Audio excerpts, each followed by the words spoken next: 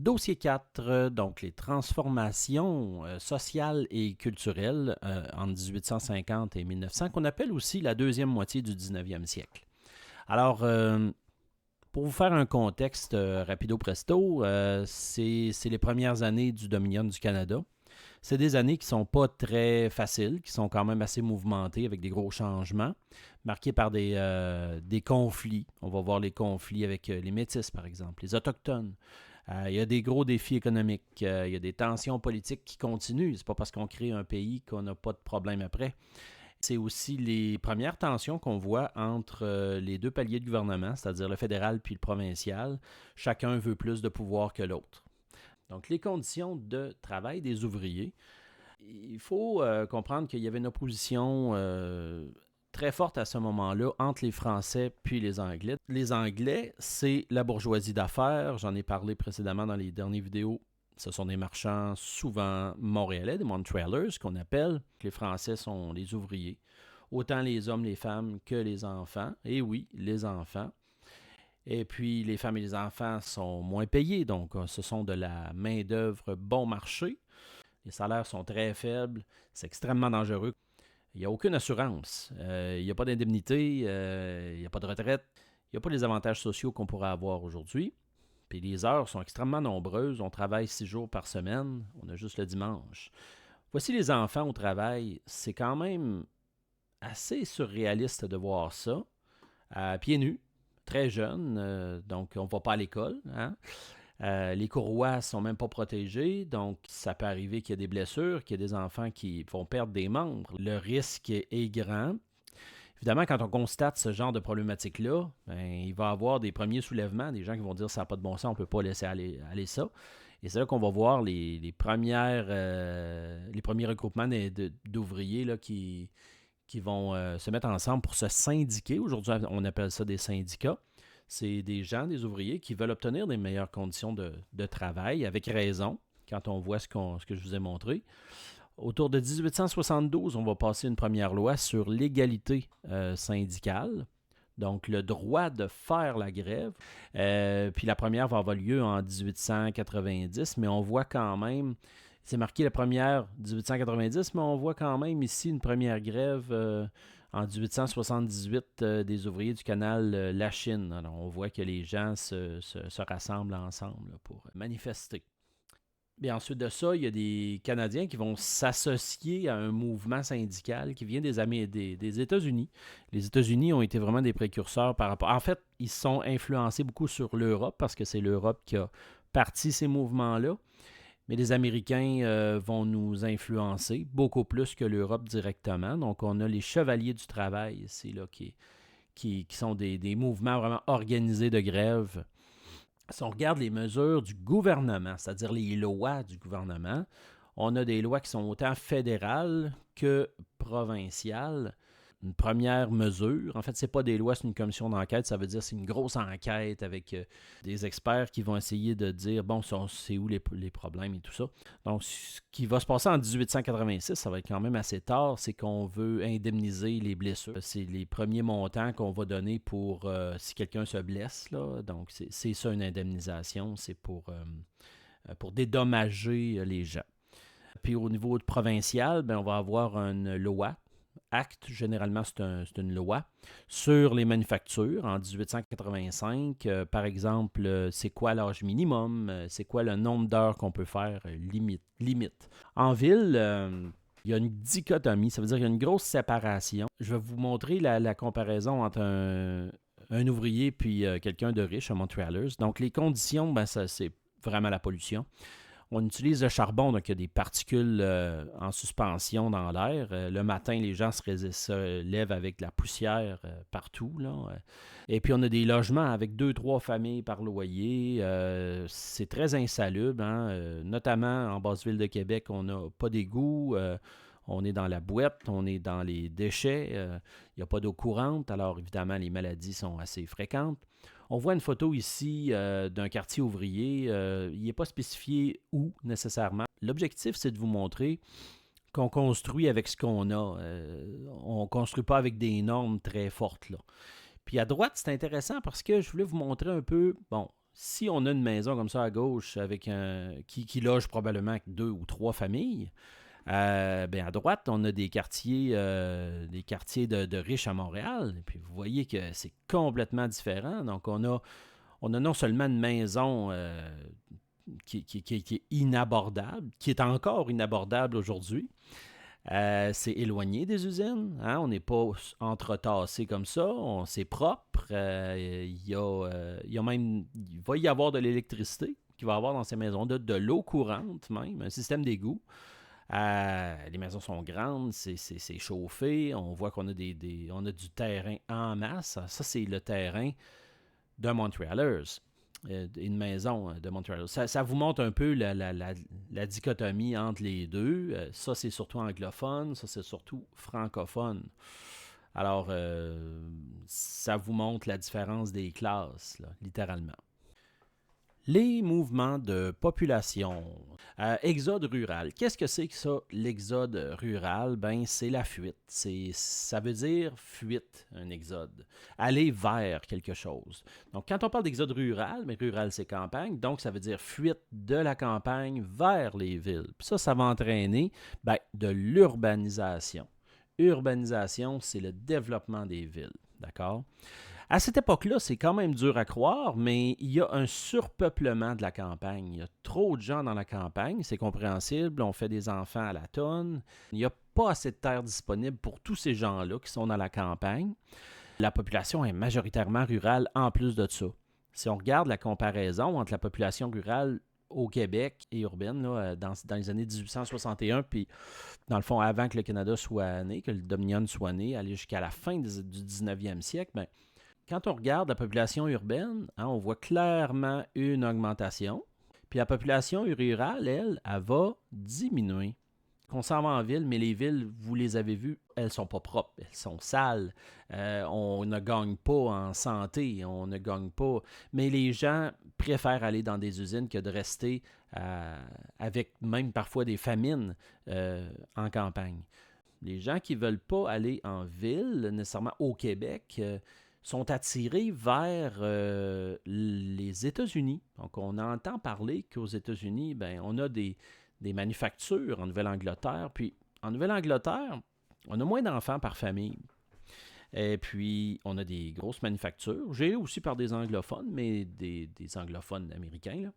Et puis, on sait qu'on a des grosses familles ici. Ben, on se dit, hey, on va attirer ces familles-là canadiennes-françaises dans nos manufactures en Nouvelle-Angleterre. Donc, il y a des familles canadiennes-françaises du Québec qui vont s'en aller en masse. Et puis, les Américains vont profiter de ça. Ces gens-là sont peu qualifiés, alors on peut leur faire faire à peu près n'importe quoi, hein, aux Canadiens. Ils ne parlent pas trop la langue, ils ne sont pas considérés comme des égaux. Alors, on s'en va aux États-Unis, oui, par million, on vide le Dominion du Canada, mais on s'en va dans un endroit est-ce qu'il est mieux qu'à Montréal ou qu'à Québec ou qu'à Sherbrooke? Non, il n'est pas mieux. On s'installe au Vermont, on s'installe dans le Maine, on s'installe dans le Massachusetts, qui se trouve être des États proches de notre frontière. Donc, ça explique pourquoi on a beaucoup de francophones puis de noms de villes francophones dans la Nouvelle-Angleterre. Pour contrer l'exode vers les États-Unis, il faut trouver des solutions. Hein? Il faut ralentir ça parce qu'on va vider notre population du Dominion du Canada. Ça n'a pas de bon sens. Alors, il va y avoir un personnage au Canada qui s'appelle le curé François-Xavier Antoine Labelle. C'est un curé de Saint-Jérôme, là, au nord de Montréal. Puis, lui, il veut promouvoir la colonisation au nord de Montréal. Il rêve de peupler des régions entre Montréal et Winnipeg. Puis, il s'appelle le curé Labelle, le roi du Nord. Puis, c'est un défenseur de la ligne de chemin de fer entre Montréal et Saint-Jérôme. À cette époque-là, c'était très important de convaincre le développement au nord du Québec. Puis ça s'appelait le Petit Train du Nord. Alors, c'est le début des Laurentides, si on veut. Il faut ralentir l'exode, sinon on perd des gens, on perd même des fidèles catholiques. Hein. Donc le gouvernement puis le clergé, c'est-à-dire l'Église, vont s'occuper de ça. C'est le développement du Saguenay et ensuite le développement du lac Saint-Jean, qui forme une région aujourd'hui touristique du Saguenay-Lac-Saint-Jean. Mais le problème de tout ça, c'est qu'on ne tient pas compte des Autochtones qui sont déjà sur place. Hein. En passant, le mouvement d'aller vers ces terres-là va entraîner une espèce de mouvement de pensée qui s'appelle l'agriculturisme, le retour aux valeurs traditionnelles, le retour aux terres.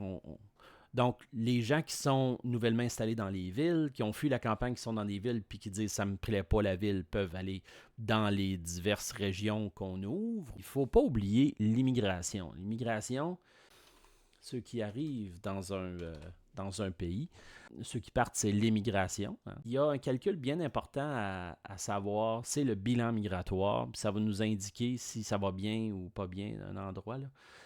C'est les immigrants moins les émigrants, hein, ceux qui partent, ceux qui arrivent moins ceux qui partent. Ça donne un bilan migratoire. Puis généralement, si on voit que, par exemple, c'est négatif à un endroit, s'il y a plus de gens qui partent que de gens qui arrivent, ben, ça va pas très très bien. Là. Donc, les gens arrivent de où? Ben, ils arrivent des Royaumes-Unis. Hein? Royaume-Uni, c'est quoi? Ben, c'est l'Angleterre, l'Irlande. Vers 1840, parce qu'il y a une grosse famine, il y a vraiment des problématiques dues à un champignon qui s'attaque aux pommes de terre et dû à la misère de l'époque. Donc, les gens vont venir ici, étant donné qu'eux autres aussi ils vivent un surpeuplement là, au niveau des terres et au niveau des villes, ça n'a juste pas de bon sens. Pour ce qui est de la pomme de terre, ça c'était plus l'Irlande. Donc, eux, ils vont s'entasser dans des bateaux de façon... bon, les gens étaient déjà affaiblis, puis ils vont s'entasser dans des navires pour traverser l'océan vers ici dans des conditions atroces et malpropres. Ils vont contracter des maladies comme le typhus, le choléra, des fièvres. Hein, puis aujourd'hui, ça va être facilement traitable, mais à l'époque, on s'entend que les gens vont en mourir. Alors, ils arrivent en face de Montmagny à Gros-Île, et puis on en reparlera d'ailleurs dans quelques secondes. Les gens proviennent du nord des États-Unis aussi, des anglophones qui disent ben j'aimerais ça quitter le nord des États-Unis justement pour aller vers des terres, des nouvelles terres plus au nord.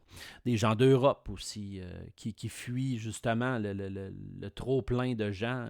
On commence à avoir beaucoup de gens qui veulent avoir des nouvelles conditions de travail. On fait même plusieurs publicités pour attirer ces gens-là ici. Le bilan migratoire... de notre endroit ici est négatif. Il y a plus de gens qui vont partir. Il y a beaucoup de gens qui vont vers les États-Unis. Il y a eu des centaines de bateaux qui ont quitté l'Irlande avec des gens malades à leur bord et ils fuient la famine. Il y en a qui ne se rendront pas ici. Alors, il y a une épidémie de typhus qui va se propager sur les bateaux, qui va même aussi se propager ici. Puis ça va tuer quand même des dizaines de milliers de personnes. Les gens, avant qu'ils aillent sur les villes comme Québec ou qu'ils aillent à Lévis ou qu'ils aillent ailleurs, on ne veut pas qu'ils donnent la maladie, donc on les accueille à Gros-Île en face de Montmagny. Gros-Île vient de Grace Island, en passant, c'est une déformation linguistique. Donc Gros-Île, c'est ça, il y a eu quand même 5000 personnes, 5000 immigrants qui vont mourir là, ce qui est quand même épouvantable. On a une croix celtique d'ailleurs sur l'île qui nous rappelle ça. Un lieu de mémoire, hein, donc des milliers d'Irlandais, et aussi de Canadiens français là, qui sont décédés de l'avoir contracté, des gens qui travaillaient là, et des gens dans la vallée du Saint-Laurent aussi là, qui vont attraper ça. Donc Gros-Île, c'est ça, c'est un lieu qui a été beaucoup un lieu pour mourir, mais un lieu de transition, de beaucoup de familles qui ont passé par là. Malheureusement, ça va faire beaucoup de victimes et il va y avoir beaucoup de jeunes là, qui vont devenir orphelins rapidement. Il va y avoir beaucoup de jeunes Irlandais qui vont être adoptés par des familles canadiennes françaises.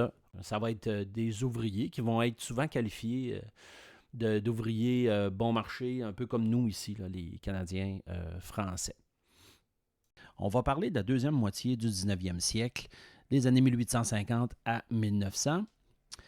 L'époque où le clergé, ça c'est l'autre nom qu'on donne pour l'Église, se mêlait vraiment beaucoup de la vie des gens, mais non seulement de la vie des gens, mais aussi la vie politique. Autour des années 1850, on est sous la gouverne d'un évêque, un évêque qui s'appelle Monseigneur Ignace Bourget. Donc, on a une augmentation des effectifs religieux. Ça, c'est une des causes, sinon la grosse cause. Donc, il y a de plus en plus de religieux qui vont être ordonnés. Puis il va y avoir des ordres religieux aussi différents. Donc l'augmentation du nombre de prêtres après 1840, là, on voit que ça se multiplie, hein, de plus en plus de gens qui s'en vont là. Et on a des ordres religieux. Ça a toujours été ça, des ordres religieux à Montréal. Donc tu as des oblats, des sœurs, autant féminins que masculins. Pères de Sainte-Croix, les sœurs de Sainte-Anne, les frères de la Charité, les carmélites, c'est tous des groupes religieux de cette époque-là. La façon de voir les choses à ce moment-là, c'est un nouveau concept qui s'appelle l'ultramontanisme. L'ultramontanisme, c'est la surimportance, si on veut, de la religion catholique. C'est l'autorité absolue du pape, et d'ailleurs ça va se voir dans les constructions, notamment à Montréal, surtout à Montréal. Donc c'est ça, le pape, il a une autorité absolue, puis même va avoir une alliance. Quand on parle de l'alliance de l'Église et des réformistes, ça veut dire qu'au niveau politique, il va y avoir une alliance. Donc, le clergé se mêle de politique, ce qu'il ne devrait pas faire, en tout cas ce que les libéraux ne veulent pas faire, mais que les conservateurs en profitent. L'Église va juger de ce qui est bon, ce qui n'est pas bon. Par exemple, ici j'ai marqué le sport. Hein? Donc, le sport est qualifié comme étant pas très bon parce qu'il y a des contacts physiques, que ce soit entre gars ou entre gars et filles, on n'y pense même pas. Mais on va très très loin à ce moment-là. La cathédrale Saint-Jacques de Montréal, qui a été construite dans ces années-là, deuxième moitié du 19e siècle aussi, mais carrément sous le modèle de la basilique Saint-Pierre de Rome. C'est presque une petite copie de la basilique Saint-Pierre de Rome. Puis elle va porter, depuis 1955, ça porte le nom de Marie-Reine du Monde. Donc ça, c'est un exemple, si vous voyez cette image-là, de l'ultramontanisme. L'éducation a toujours été un champ de compétences de la religion. Déjà dans les années 1840, la religion est extrêmement présente dans les écoles.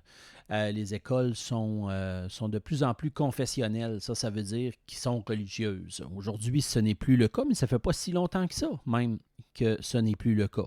Notamment moi, dans ma jeunesse, c'était religieux. En 1840, on a la loi de l'instruction publique. L'instruction publique, c'est l'éducation, comme aujourd'hui. Ça a changé, évidemment, de nom. Le petit parcours qu'on pouvait faire à l'époque, dans les années 1800, puis même jusque dans les années 1950, début 60, là, les gens, surtout les gars, très majoritairement les gars, faisaient leur primaire. S'ils terminaient leur primaire, ben, on allait dans ce qu'on appelle des collèges classiques. Ça, c'était le summum. On apprenait la philosophie, on apprenait la littérature, c'est le latin, hein, pour essayer de comprendre, évidemment, la religion. C'était fait pour former des prêtres. Les gens vont, par la suite, s'en aller soit prêtres, soit vont s'en aller à l'université. Et là, ils vont pouvoir choisir ce qu'ils veulent faire. 1875, hein, donc c'est la fin du ministère de l'Instruction publique qui va être remplacé par le Conseil de l'Instruction publique, un autre nom. En fait, c'est qu'on a un comité religieux, un comité catholique, et puis on a notamment des laïcs, ça veut dire des non-religieux qui sont là-dedans. Puis parallèlement à ça, on a un comité aussi protestant. Donc, ben voilà, mais la religion, elle est omniprésente dans ce temps-là, dans l'éducation. Les universités. Les universités, c'est un legs religieux. Par exemple, l'Université Laval a été fondée, en fait, voyez-vous, en 1852. Et puis, on voit ici, là, hein, puisqu'il y a le fameux séminaire à Québec, qui ressemble encore à ça aujourd'hui et qui abrite une école privée aujourd'hui, toujours. Donc, première université francophone, cette université-là. Là. Donc, évidemment, ça vise à former des prêtres, mais aussi des laïcs qui vont faire des professions qu'on appelle libérales. Alors, c'est ça, c'est à partir de 1852 que la reine Victoria va autoriser l'enseignement dans cette université-là. Et puis, Monseigneur Bourget va demander à ce qu'il y ait une université catholique, mais à Montréal. Au départ, là, évidemment, le pape, puisque c'est l'autorité absolue, refuse. Puis par la suite, en 1878, ben, on a l'autorisation de Rome pour avoir une annexe de l'Université Laval là, à Montréal. qui va devenir par la suite, aujourd'hui ça existe encore, l'Université de Montréal. Fait que dans le fond, l'Université de Montréal, c'est un peu le petit bébé de l'Université Laval à Québec. Donc l'Université Laval, bien sûr, existe encore, c'est là que j'ai fait mon université. Nationalisme et survivance. Donc, quand on parle de nationalisme, c'est la fierté d'être de son pays, la fierté d'être d'où on est, la fierté de la nation. À cette époque-là, on est sous domination, bien sûr, anglophone ou domination britannique. Hein? Fait qu'on est une nation française ici, puis on veut se démarquer de façon culturelle, hein, parce qu'on a la même langue, la même foi catholique, on a le même mode de vie plutôt rural, majoritairement rural, puis nos familles, ben, c'est du patriarcat, ça veut dire que c'est le père qui domine la famille. Et puis, c'est ça c'est notre culture. Puis, on va adopter, bien sûr, le mot survivance parce qu'on est entouré d'anglophones. Donc, on veut survivre, on veut que le français puis nos traditions survivent. Ça a réussi à survivre. Aujourd'hui encore, même dans nos familles, il y a encore cette espèce d'image-là, comme on voit ici dans le document A, d'une famille typique canadienne-française avec une grande tablée, et puis on voit une ouverture à l'étranger qui arrive, on aime bien parler, on a la maison typique, la présence de la religion à l'arrière ici, hein, qui démontre que tout ça est chapeauté par la religion. Là, c'est une image de 1913, mais qui traduit vraiment ce qu'on appelle le nationalisme de survivance. Donc, c'est très, très près de l'Église, bien sûr, tout ça, parce que ça imbrique, ça rentre dans notre famille. Nationaliste de survivante, comme je l'ai expliqué ici, c'est la fierté de la nation française en Amérique du Nord, liée à la religion. Je vous avais parlé au dernier cours de la religion, hein, au niveau de son importance, qu'on appelait l'ultramontanisme. Puis là, ce qu'on va voir, c'est une réponse à ça par les libéraux qui disent non, ça n'a vraiment, mais pas de bon sens. Fait qu'on va faire quelque chose avec ça. Alors, il y a des gens qui vont se mettre à critiquer la place de la religion, notamment l'Institut canadien de Montréal en 1844, par deux personnages que je vous présente à l'instant. Donc, on a Dessaulles et Buis. Mais c'est ça. Donc, c'est deux personnages importants qui vont critiquer l'attitude de l'Église, qui vont dire qu'on a le droit à une liberté d'expression aussi là-dedans. Ils vont faire des conférences. Ce sont des intellectuels, ou en tout cas, on va faire en sorte qu'il y ait des intellectuels qui viennent dans ces rencontres-là. Liberté de pensée, tolérance, des idées humanistes en réalité. On va se servir de quelque chose d'important, c'est que dans le temps, l'Église contrôlait, en fait le pape, là, il contrôlait ce qu'on pouvait lire ou pas. Donc il y avait tout ce qui était science, certaines formes de littérature, la philosophie, le droit, etc. C'était quelque chose qui était souvent mis à l'index. Et puis, dans le fond, l'index, c'était les livres impurs. Hein. On ne pouvait pas lire ces livres-là. Fait que eux, les membres, finalement, de l'Institut canadien, ben, ils militaient contre cet index-là, puis ils voulaient autant en sciences, en littérature, en philosophie, puis en droit, ben, qu'on ait le droit de consulter ces choses-là. Ils vont partir un journal qui s'appelle le journal L'Avenir en 1847, puis il fallait s'y attendre. Notre cher Monseigneur Bourget va condamner cet institut-là. Et ensuite, bien sûr, le pape, 10 ans plus tard, ils ont eu le temps quand même de faire un certain nombre d'événements contre l'Église, mais ça va devoir fermer en 1877, cet institut-là, contre l'Église. Fait que l'Église va avoir gagné son pari là, de pouvoir contrôler la société. Le féminisme. Le féminisme, on va le voir dans toutes les strates là, de l'histoire cette année. Et il y a une chose qu'il faut bien comprendre là, dans la définition du féminisme. En fait, c'est pas de tasser l'homme. Hein, on s'entend, c'est vraiment l'égalité entre hommes et femmes. Et c'est comme ça qu'il faut le voir tout au long de l'année. C'est un domaine en nette progression depuis quelques années. Et puis, c'est une partie de l'histoire qui est quand même très intéressante là, parce que ça nous fait voir quelque chose qu'on n'a pas beaucoup vu. Même moi à l'université, on ne voyait pas beaucoup cette partie d'histoire-là. Fait qu'on va commencer avec ce qu'on appelle le réformisme social. Le réformisme social, ça veut dire le changement social. Hein? Et les femmes vont y aller là, dans le changement beaucoup. C'est vraiment né ce désir-là d'égalité avec l'homme, depuis toujours, mais beaucoup depuis l'industrialisation. La première phase d'industrialisation va, disons, projeter beaucoup des inégalités qu'on va voir partout parce que les femmes et les enfants étaient sous-payés.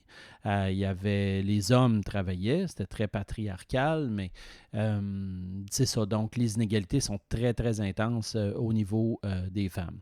Donc, en 1893, là, on est vraiment vers la fin du 19e siècle, on voit naître surtout de la part de femmes qui sont éduquées, donc des anglophones de la bourgeoisie d'affaires montréalaise, la naissance du Council of Women. Ici, on voit Lady Ishbel Aberdeen, fondatrice du Montreal Local Council of Women. Excusez l'accent. On voit que, donc, on la voit ici, c'est une femme qui veut mettre de l'avant justement le droit des femmes à pouvoir se mêler de vie publique, puis d'avoir les mêmes droits que les hommes. Donc, ils vont parler de sujets d'égalité.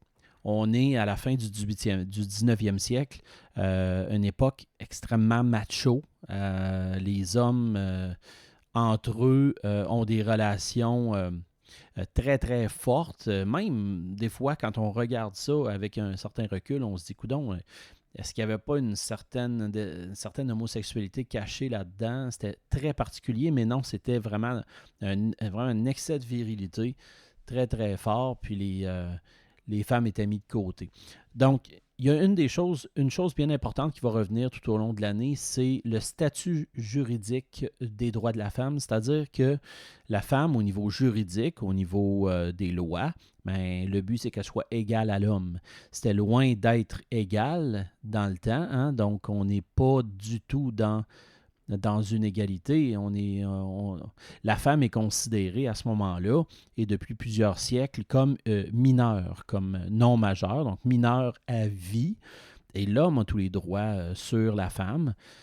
La femme n'a pas le droit à la propriété non plus. Donc, tu sais, la femme, elle est sous le contrôle de son mari une partie donc toute sa jeunesse, puis une fois qu'elle est mariée, elle devient la propriété du mari. C'est quand même quelque chose. C'est pas un bien, une femme, là, mais bon, à cette époque-là, on était loin de ça. Quand on parle aussi de l'égalité, c'est le droit de vote. Donc, le fait de pouvoir faire partie de la société puis de pouvoir choisir le gouvernement, on appelle ça le suffrage. En 1859, par exemple, nos fameux Baldwin et Lafontaine, ils ont fait avancer certaines choses, bien sûr, hein, avec le gouvernement responsable en 1848, mais ça reste des hommes de leur époque et ils veulent interdire le droit de vote aux femmes. Il y avait plusieurs raisons à ça, on va les voir un petit peu plus tard. Et on va voir naître aussi un mouvement, un mouvement de volonté d'avoir le droit de vote, là, le droit de vote pour les femmes, qu'on va appeler les suffragettes, en lien avec le vote, le droit de vote. Donc, les suffragettes, c'était un groupement de femmes qui sortaient là, faire des manifestations pour avoir le droit de vote. Les études. Donc, les études donnent une certaine liberté dans la vie. Hein. Dans ce temps-là, une femme qui allait aux études, c'était d'abord très mal vu, puis c'était vraiment la minorité. L'université de McGill, qui est une université anglophone à Montréal, vont être les premiers à accepter les femmes, mais ils ne les accepteront pas dans n'importe quel domaine. Ils vont les accepter en littérature, en histoire, en philosophie, des domaines qui, pour les hommes, il n'y avait pas vraiment de danger que les femmes soient là-dedans. On ne voit pas des femmes en médecine, on ne voit pas des femmes en sciences non plus. Ça allait très loin, les mentalités dans ce temps-là. Là. Ils disaient que les femmes n'étaient pas faites pour ça. De toute façon, on voulait renvoyer les femmes à leur chaudron, à la maison. Les femmes occupent certains secteurs d'activité qui sont typiques aux femmes. Donc, il faut que ce soit dans le cadre familial, il faut que ce soit en santé, en éducation, dans des rôles assez standards. Par exemple, une femme agricultrice, on va en voir beaucoup, mais de toute façon, souvent, cette femme-là était déjà au foyer et s'occupait de la ferme. Évidemment, la femme au foyer, ça c'est là où on la voyait davantage. Les institutrices, on le fait par exemple de s'occuper d'une école de rang, comme on le voit ici en bas, là, une école de rang dans la région de l'Outaouais, là, des petits-enfants, puis on voit la maîtresse d'école qui visiblement est probablement ici, ou en tout cas une de ces femmes-là autour. C'était une seule et même classe, puis donc souvent c'était son rôle, puis elle devenait un peu ménagère de tout ça parce que c'est elle qui devait entretenir le bâtiment. Donc c'était une tâche qui revenait souvent aux femmes, mais avant de se marier. Si la femme, à partir du moment où elle était mariée, elle n'enseignait plus. Là. Donc l'institutrice, c'était un métier typique. On avait aussi évidemment celle dans les familles pauvres, celles qui étaient des ouvrières, le tabac, le textile. Le domaine de la chaussure, le domaine des allumettes aussi, les allumettières, c'est un domaine particulier. Ça, c'est quand même assez triste parce que pour faire les allumettes à ce moment-là, ça demandait un certain produit chimique qui détruisait leur mâchoire. Alors, beaucoup de ces femmes-là vont devenir déformées littéralement. Ça va donner lieu à peut-être la formation de syndicats éventuellement plus tard. Domestiques, les femmes étaient vues comme étant des domestiques naturels quasiment. Là, donc, ces métiers-là, elles pouvaient faire ça aussi, en autant que le mari l'autorisait. Les religieuses, tout ce qui est le domaine de la religion, on voyait que les femmes, il y a beaucoup de femmes qui faisaient partie de ce domaine-là. Regardez ici, si on regarde la salle des malades de l'Hôtel-Dieu, on formait beaucoup de femmes. Ce ne sont que des femmes ici. Bien évidemment, les prêtres n'étaient jamais bien loin, là, mais ça faisait partie de la vie de la femme. Là. Donc, souvent, les femmes rentraient justement dans les ordres, ne se mariaient pas, celles qui ne voulaient pas se marier. Elle avait le choix de devenir une sœur enseignante ou une sœur infirmière. Mais ça, c'était surtout en ville. Donc, il fallait qu'elle soit prête à quitter son milieu. Puis, tu sais, on renvoyait souvent la femme dans le côté rôle social. Hein? Donc, la charité, ça paraissait bien. Une femme, c'était faite pour ça. Les orphelinats, les asiles. Quand on parle d'asile, ça va être la maladie mentale, par exemple. C'est ça. Éducation, santé, là, c'était les rôles prédestinés pour les femmes à ce moment-là. Fait que c'était pas à une époque où les femmes pouvaient vraiment s'émanciper, mais on commence à avoir quand même un désir d'émancipation. Alors, la culture maintenant. La culture, c'est quoi? C'est un petit peu un fourre-tout là, dans tous les aspects. Hein? Au lieu d'être social, politique, économique, technique et j'en passe. Là. La culture, c'est la littérature, le théâtre, en fait, les arts en général. Alors, comment ça se passait à cette époque-là? Fin 1800, on a un art patriotique, on a l'école de Montréal, on a l'art des femmes, puis la peinture, puis un nouvel art qui va se développer au courant du 19e siècle, c'est la photographie. Alors, c'est ça qu'on va étudier ensemble à l'instant. Donc, le personnage que vous voyez là, c'est François-Xavier Garneau, un historien, en fait, qui a écrit trois volumes de son histoire du Canada. L'objectif de François-Xavier Garneau, en fait, c'était de démontrer un peu en réponse à Lord Durham, hein, quand il est arrivé ici, ça je ne vous l'avais pas nécessairement mentionné, mais il est arrivé ici du haut de son statut d'anglais dominant, puis il avait dit les Canadiens forment un peuple sans histoire et sans littérature, et puis on va leur donner notre culture anglaise pour qu'ils deviennent meilleurs. Mais le fait de dire qu'on est sans histoire ni sans littérature, François-Xavier Garneau, il ne le prend pas. Alors lui, il va publier donc son histoire là, en 3 volumes. Aujourd'hui, c'est plus le même genre d'histoire. On lirait ça, puis on ferait, mon Dieu, c'est patriotique au bout, ça fonctionne pas, ça manque vraiment de neutralité. Mais c'était comme ça dans ce temps-là. L'École de Montréal, c'est une école poétique, une école littéraire, pas vraiment de thème particulier. Et si vous voyez ce genre de livre-là sur l'École littéraire de Montréal, c'est lié directement à ce courant-là.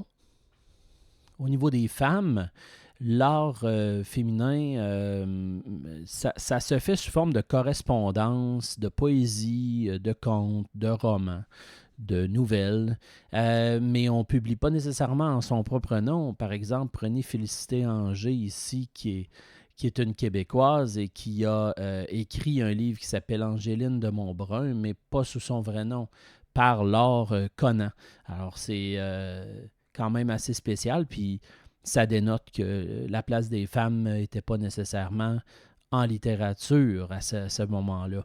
Puis, mais on tolérait ça, mais tu sais, c'était pas son vrai nom, probablement parce qu'elle voulait pas perdre son statut dans la place où elle était, puis ça pouvait aller jusque-là. Au niveau de la peinture, on est dans des peintures qui sont pas proprement faites par des Québécois, sauf Suzor Côté, mais Krieghoff, qui est un touriste riche européen qui va venir ici faire des peintures de ce que lui perçoit là, de notre paysage, notre façon de vivre. Alors, il va faire beaucoup de peintures comme ça. C'est inabordable aujourd'hui, c'est sûr. C'est très, très dispendieux, mais en regardant ces peintures-là qui sont quand même assez réalistes, là, on va le dire, on peut voir un peu comment on fonctionnait dans ce temps-là. On regarde les maisons, on regarde le fonctionnement, c'est ça, de la société. Fait que ça peut nous aider. Mais on n'était pas dans l'art abstrait, là, loin de là. Au niveau de la photographie, ça va se développer quand même assez tôt au 19e siècle, la photographie avec des daguerreotypes, puis des fois, c'était des portraits. Il y avait des photographies, mais on les peinturait aussi. C'était particulier. C'était plutôt des personnages célèbres, des paysages, des constructions. Par exemple, William Notman, qui lui va photographier Montréal. On le voit ici, construction du pont Victoria, par exemple, à Montréal. Ça, c'est une de ces photographies très célèbres. Aujourd'hui, on ferait il n'y a rien là, tu sais. Mais c'est quand même grâce à ça qu'on voit quelles étaient les techniques pour construire ce pont-là, par exemple. Renommée internationale, on s'entend, William Notman, photographe désigné quand même, photographe de la reine, par la reine elle-même, c'est spécial. Alors c'est ça, lui, c'était des portraits, des paysages célèbres, des scènes de Montréal, paysages canadiens, comme on voit là ici dans les Rocheuses, avec la construction du chemin de fer. Donc voilà, c'est ça la culture canadienne-française à ce moment-là.